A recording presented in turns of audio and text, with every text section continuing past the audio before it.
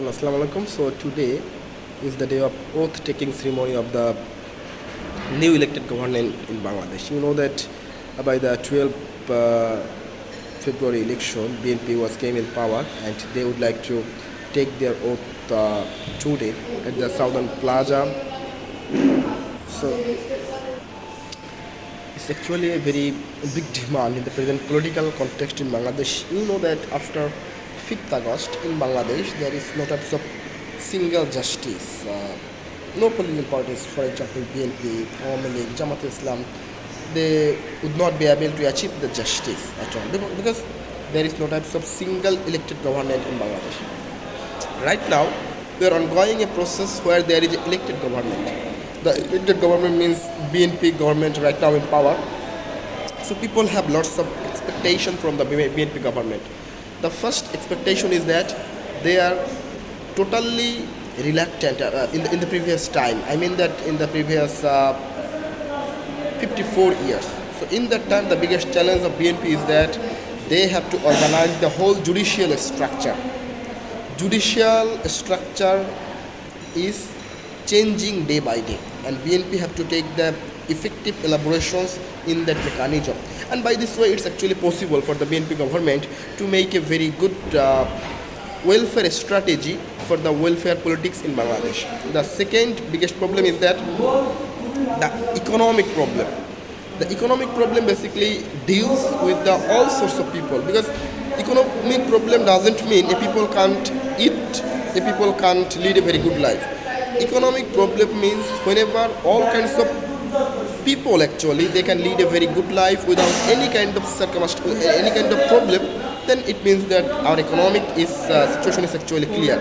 But if it is impossible for all kinds of students, all kinds of political leaders to survive a unstable life, then it doesn't mean it preludes the economic system in Bangladesh. So economic strategy is the biggest challenge for the BNP government. In the third way, I have to talk about the infrastructural development. We have seen there are lots of development procedure, development courtesy, development atmosphere, environment in Bangladesh in the previous 17 constructive years. Even it's actually true. There are lots of infrastructural development. We got for the multi-purpose river bridge, actually metro rail. It is actually another addition of development. But this development doesn't mean the human development. Actual development consists in the human development.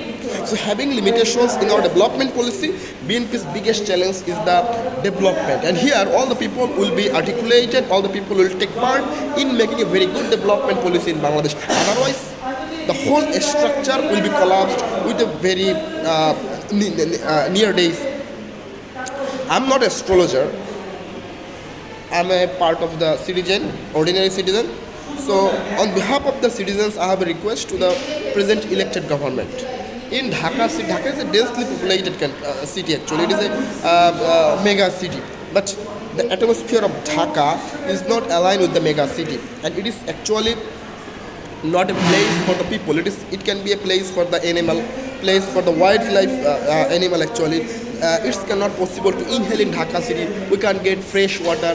We can't get a fresh drinking water. So the biggest challenge for the BNP is that to organize the Dhaka city as per the mega city structure. That will definitely give them extra strength to lead a very good democratic policy in Bangladesh. And the fourth problem is that in the previous time there are political mockery. I mean that political persons they are making such kind of vindictive ideology. So Tariq Rahman they can make a plan to stop the vindictive policies in Bangladesh, vindictive politics, and he would take the effective measurements against the political demand, against the political welfare in Bangladesh. If it is possible by Tariq Rahman, then I would like to say he is the biggest addition for the future Bangladesh, and the development procedure will be commencement by the hand of Tariq Rahman. Otherwise, it's not possible for myself to say that he is a very good ruler and he is a very good statesman actually.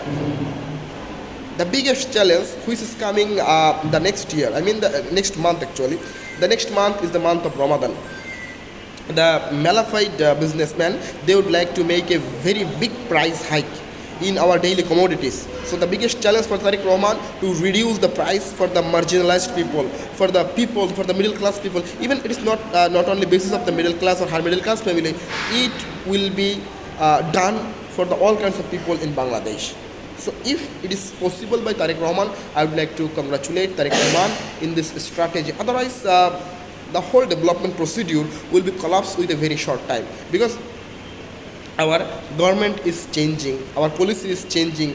Even it is not changing the whole structure of our economic policy, standard policy or syndicate policy, then it is not said that he is a very good ruler actually.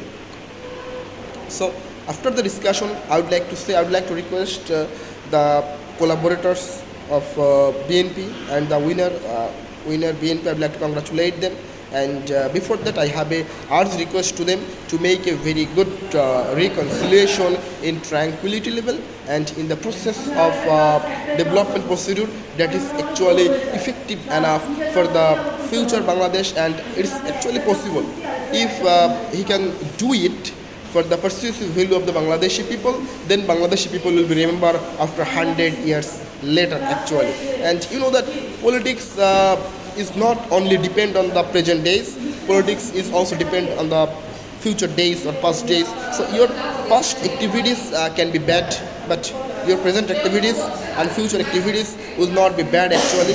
And I would like to request all of you to make a very good Bangladesh for the welfare strategy. We can see the example of South Africa. We can see the example of Malaysia. Mahathir Mohamad has initiated everything, whatever actually need for the Malaysia.